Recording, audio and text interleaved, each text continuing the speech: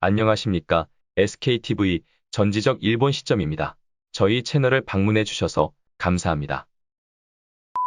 오늘은 일본어의 사무라이의 의미에 대해서 알아보도록 하겠습니다. 사무라이. 우리의 대부분은 이를 일본의 무사를 뜻한다고 알고 있습니다. 이 사라는 한자를 우리는 선비사라고 하지만 일본에서는 사무라이 사일 것이라고 우스갯소리로 얘기를 하곤 합니다. 원래 사무라이를 뜻하는 한자 표기는 무사사가 아닌 모실시 또는 시중들시라는 한자입니다.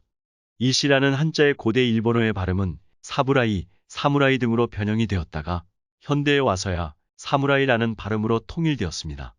그리고 본래의 의미는 귀족들이나 고관대작의 수행비서라고 할 수 있는 시중들은 일반인 수행원을 의미하였고 무사라는 개념은 전혀 없었습니다. 그러나 헤이안 시대 7세기 중반 이후 전국이 어지러워지게 되자 귀족들과 봉건영주들은 스스로 신변을 보호할 필요성이 커졌습니다.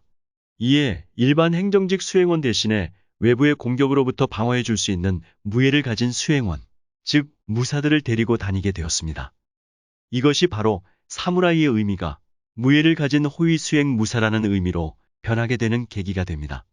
가마쿠라 막부 시대 이후 쇼군이 실질적인 통치자가 되자 중앙의 귀족들이나 지방의 다이묘, 즉 봉건 영주들은 앞다투어 사무라이를 필요로 하게 되었습니다. 이에 따라 계속 이어지는 무로마치 막부시대, 전국시대, 그리고 에도 막부시대를 거쳐가면서 무사를 의미하는 사무라이가 대대적으로 양성되어 지방영주인 다이묘의 세력의 근간이 되었습니다. 이들 사무라이의 역할에 비례하여 사회적 지위 또한 향상이 되며 지배계급으로 분류가 되었습니다.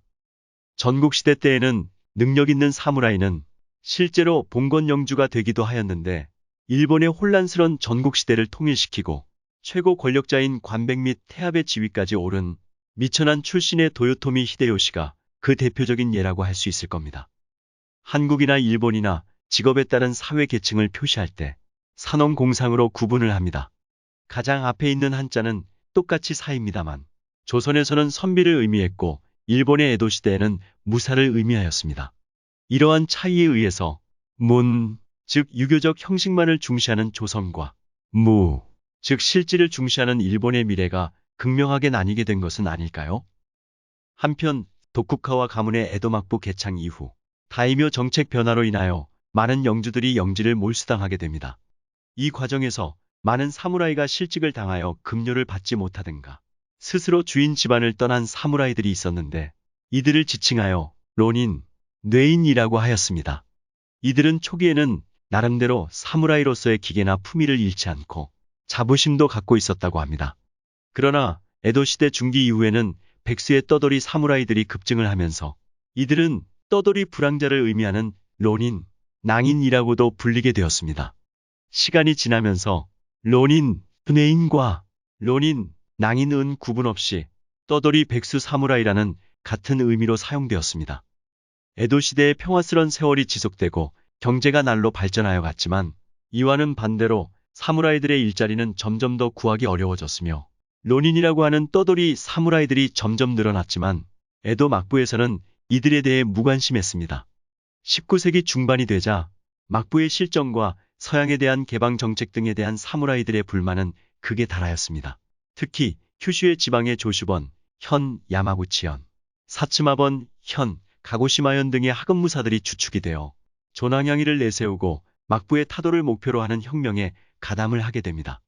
1867년 사무라이 세력이 주축이 되어 메이지 유신을 성공시켜 왕정 복권은 되었지만 아이러니하게도 사무라이 계급은 도도한 시대의 흐름을 거스르지 못하고 결국 역사의 뒤안길로 사라지게 됩니다. 백수 떠돌이 사무라이를 의미하는 론인, 낭인이라는 말은 현재에도 많이 사용되고 있는데 주로 재수생이나 실직자, 실업자라는 뜻의 자조적인 속어 표현으로 쓰여지고 있습니다. 우리나라에서의 백수, 백조라는 속어가 이에 대응하는 비슷한 어감의 용어가 아닐까 합니다. 여기까지 일본어의 사무라이라는 말에 대해서 알아보았습니다. 다음에 또 다른 주제로 찾아뵙도록 하겠습니다. 이상 끝까지 시청해주셔서 감사합니다. Goodbye. See you.